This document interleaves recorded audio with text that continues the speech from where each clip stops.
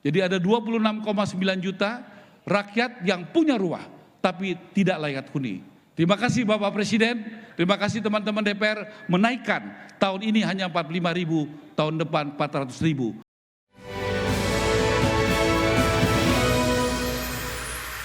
Ya, sementara itu Menteri Perumahan dan Kawasan Permukiman Marwarar Sirait menilai terwujudnya akad massal dan serah terima kunci kredit kepemilikan rumah bersubsidi melalui skema fasilitas likuiditas pembiayaan perumahan atau FLPP sebagai tonggak penting dalam percepatan pencapaian target perumahan nasional. Ya, akad massal KPR FLPP sebanyak 50.030 unit yang tersebar di 33 provinsi ini merupakan wujud penyediaan rumah layak huni bagi masyarakat berpenghasilan rendah atau MBR, di mana penyerahan KPR FLPP ini melibatkan 39 bank penyalur yang tersebar di 33 provinsi di 110 titik di kabupaten kota yang tersebar di seluruh Indonesia. Menteri PKP Marwarar Sirait ini menegaskan bahwa hadirnya rumah KPR FLPP untuk MBR ini merupakan milestone dari Kementerian PKP untuk mewujudkan target-target perumahan secara nasional yang merupakan target besar di sektor perumahan, mulai dari perumahan ataupun pembangunan rumah baru hingga renovasi rumah. Prioritas utama membangun ekosistem hunian yang kuat untuk mendukung target pemerintah yang melibatkan berbagai pemangku kepentingan, mulai dari pengembang, perbankan hingga asosiasi perumahan. Mungkin kita dulu nggak kebayang Pak, ART bisa punya rumah Pak, dari gajinya Pak. Hari ini Bapak membuat itu menjadi mungkin dan terjadi. ART bisa punya rumah sendiri, atas namanya sendiri. Saya pikir ini Indonesia yang mau kita capai Pak, Indonesia yang berkeadilan. Ada 26,9 juta rakyat yang punya rumah tapi tidak layak huni. Jadi ada 26,9 juta rakyat yang punya rumah tapi tidak layak huni. Terima kasih Bapak Presiden, terima kasih teman-teman DPR menaikkan tahun ini hanya 45.000, tahun depan 400.000, naiknya 8 kali lipat.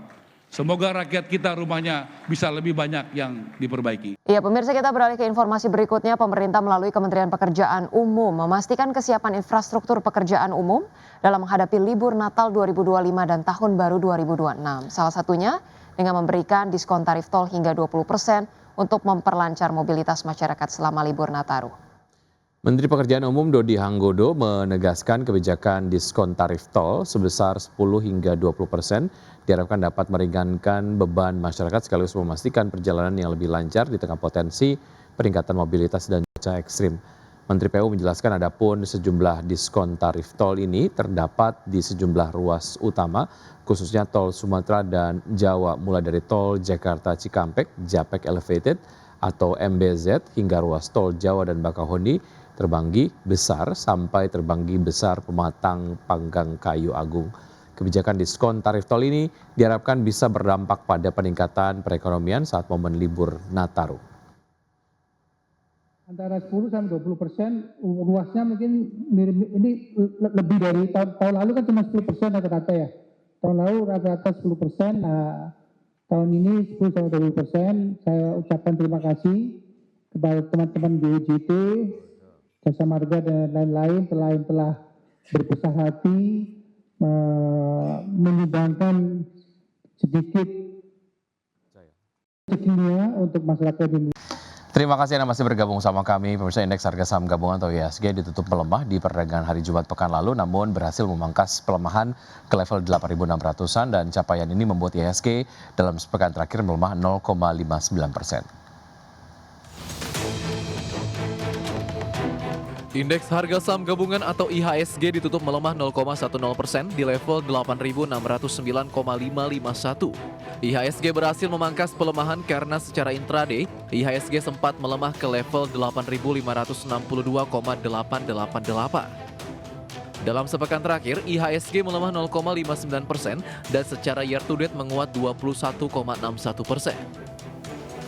Pelemahan IHSG diseret oleh mayoritas indeks sektoral. Indeks dengan pelemahan terdalam di IDX sektor transportasi dan logistik turun dalam 2,86%. sektor kesehatan melemah 0,99%, sektor infrastruktur koreksi 0,90%, sektor teknologi terdepresiasi 0,52%, dan sementara sektor barang konsumen primer naik 0,17% dan sektor keuangan menguat 0,14%.